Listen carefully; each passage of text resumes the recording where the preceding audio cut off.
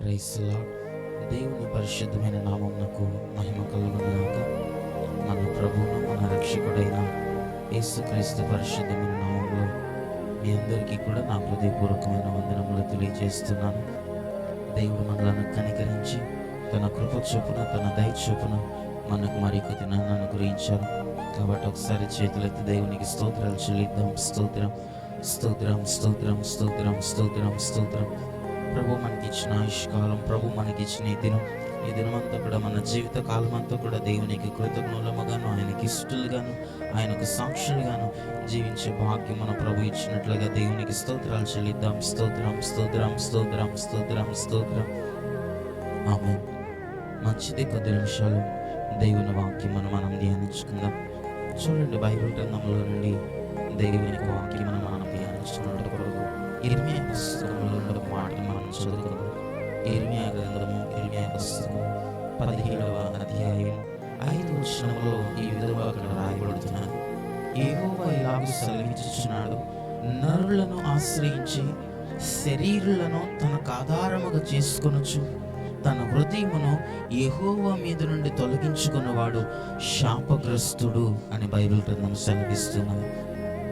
దేవునామానికి మహిమ కలుగునుగాక. ప్రియులారా, దేవుని యొక్క మాటను అక్కడ మన బైబిల్ గ్రంథంలో చదువుతున్నాము కదా.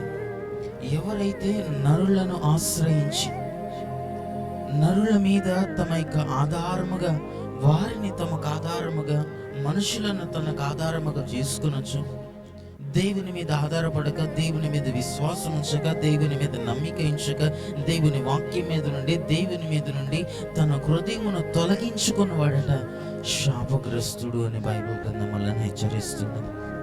దేవుని మీద నుండి, దేవుని వాక్యం మీద నుండి మన విశ్వాసం ఉంచక, దేవుని మార్గములలో మనం నడవకుండా, దేవుని మీద, దేవుని వాక్యము, దేవుని వాగ్దానములు, దేవుని ఆజ్ఞల మీద మన మనసును నిలపకుండా, వాటిని మనం ఆధారం చేసుకోకుండా, వాటి మీద మన విశ్వాసం ఉంచకపోయినట్లయితే మనం శాపగ్రస్తులముగా మనం మారుతామని బైబిల్ గ్రంథం వల్ల హెచ్చరిస్తున్నది.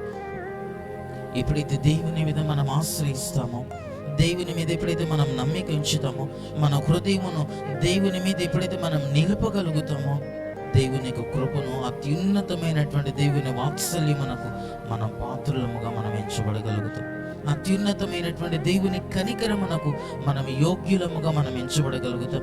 అత్యున్నతమైనటువంటి దేవుని యొక్క కృపా కనికరములకు, కృపా క్షేమములకు మన పాత్రులముగా మనం ఎంచబడగలుగుతాం.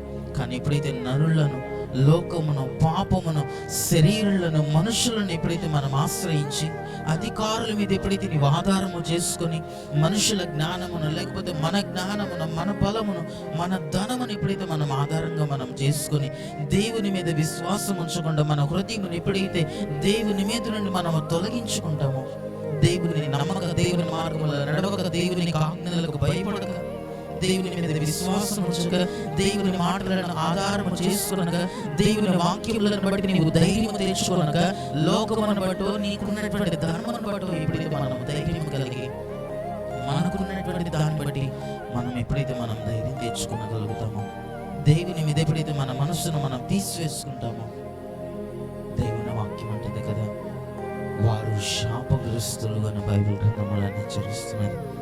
ఈ రోజుల్లో అనేక మంది కూడా వారి ఆత్మీయ జీవితాన్ని లోకమును ఆశ్రయించి, నరులను ఆశ్రయిస్తూ, శరీరులను, మనుషులను తనకు ఆధారముగా చేసుకొనొచ్చు, దేవుని ఆధారం చేసుకొనకుండా, దేవుని వాక్యమునకు, దేవుని యొక్క ఆజ్ఞలకు భయపడక, దేవుని వాక్యములను ఆధారముగా చేసుకొనక, దేవుని మీద విశ్వాసం ఉంచకుండా, దేవుడు వారికి ఇచ్చినటువంటి వాగ్దానములను మరచి, దేవుడు వారికి ఇచ్చినటువంటి అత్యున్నతమైనటువంటి ఆ వాగ్దానములను మరచి, మునుపటి దినములలో దేవుడు వారికి చేసినటువంటి ఆశ్చర్య కార్యములను మరచి, శోధనలోను, శ్రమల్లోను, కష్టములలోను దేవుని మీద నుండి తమ మనస్సును తొలగించుకున్న వాళ్ళుగా కనబడతారు.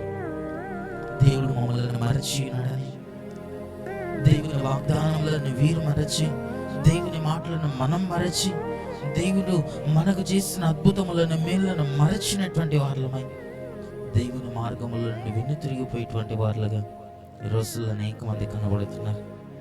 బైబిల్ గ్రంథంలో మనం చూస్తున్నాం. అట్టి వాళ్ళముగా మనం ఉండకూడదు అని మనం చూస్తున్నాం. ఒకవేళ అట్టి దేవుని మార్గములను మరచువార్లముగా, దేవుని మేళ్లను మరచువార్లముగా, దేవుని మీద ఆధారపడకుండా దేవుని మీద విశ్వాసం ఉంచలేని వార్లముగా మనము కనబడినట్లయితే మనం ఒక కీడులోనికి, శాపములోనికి మనం వెళ్తున్నామని మనం చూస్తున్నాం. అందుకని అదే ఇర్మియా పుస్తకం 17వ అధ్యాయము 7వ వచనములో మనం చూస్తున్నాము కదా, యెహోవాను నమ్ముకున్నవాడు ధన్యుడు, యెహోవా వానికి ఆశ్రయముగా ఉండును అని బైబిల్ గ్రంథం సెలవిస్తుంది. దేవుని నామానికి మహిమ కలుగును గాక.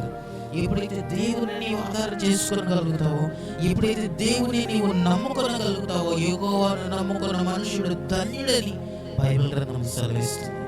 ఎప్పుడైతే దేవుని నీవు నమ్ముకొనగలుగుతావో, ఆయన నమ్మదగిన వాడు, ఆయన యథార్థవంతుడని, ఆయన సైన్యములకు అధిపత్యకు దేవుడని, నీ స్థితిని, మన పరిస్థితులను మార్చగలిగినటువంటి దేవుడని ఎప్పుడైతే మనం దేవుని మీద విశ్వాసం ఉంచగలుగుతామో, దేవుడు మనల్ని ధన్యులుగా ఎంచగలుగుతాడట. నీ స్థితిగతులను మార్చగలుగుతాడట.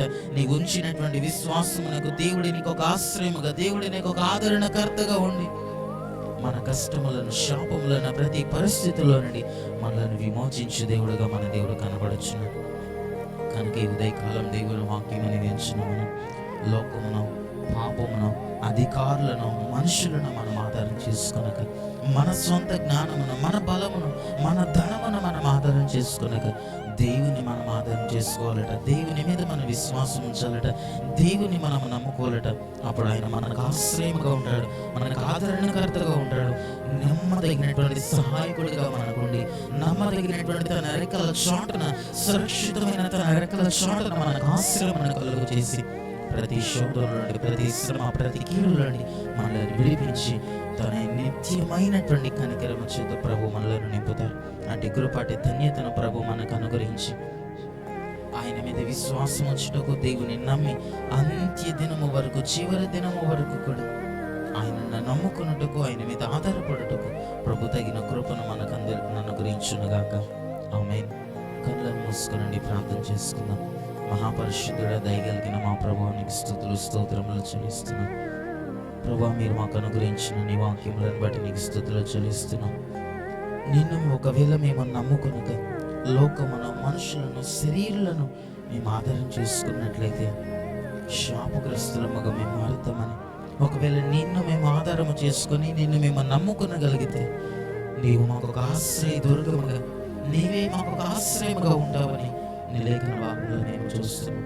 పరిశుద్ధుల మా ఆత్మీయ జీవితాలు నేను మేము ఆధారం చేసుకున్నట్లుగా, నీ మీద మేము ఆధారపడినట్లుగా, నీ యందు మేము నమ్మిక ఇచ్చినట్లుగా, నీ మాట ఎందు, నీ వాగ్దానములు ఎందు, నీ యందు మేము నమ్మిక ఇచ్చినట్లుగా మాకు సహాయం అనుగ్రహించిన శోధనలోను, శ్రమలోను, ఇరుకులను, ఏ పరిస్థితులను చూసి మేము అధైర్యపడక, విశ్వాసమును కోల్పోక, నీ యందు ఉంచిన నమ్మకమును కోల్పోక, నీవు నమ్మదగినటువంటి దేవుడు అని, నీవు యథార్థవంతుడు అని, మా స్థితిగతులను, ప్రతి శోధన నుండి మమ్మల్ని విడిపించి మా యొక్క పరిస్థితులను మార్చగలిగినటువంటి దేవుడు అని, మమ్మల్ని విడిపించి విమోచించుటకు శక్తి కలిగిన దేవుడు అని నీ యందు నమ్మిక ఉంచి మా హృదయమును నీ యందు నిలబడక మాకు సహాయం దయచేయమని ప్రార్థన చేస్తున్నాం. వాక్యం విన్నటువంటి ప్రతి ఒక్కరిని ఆశీర్వదించండి, దీవించండి. నీ నామంలో గొప్ప కార్యములను మేము చూచినట్లుగా మాకు సహాయం అనుగ్రహించండి. మా హృదయం నీ యందు మేము నిలుపునట్లుగా, నీ మీద మేము విశ్వాసం ఉంచి నీ యందు మేము ఆధారపడినట్లుగా మాకు సహాయం కలిగించమని, ఈ దినమంతా నీ కృపాక్షేమముల చేత మమ్మల్ని నింపి, నీ మార్గములో మమ్మల్ని నడిపించి, నీ ఉద్దేశములను, నీ చిత్తములను, నీ సంకల్పములను మా అందరి ఎడల నెరవేర్చమని యేసయ్య నామములో ప్రార్థించి అట్టి కృపను పొందుకొని నామ తండ్రి. ఆమేన్.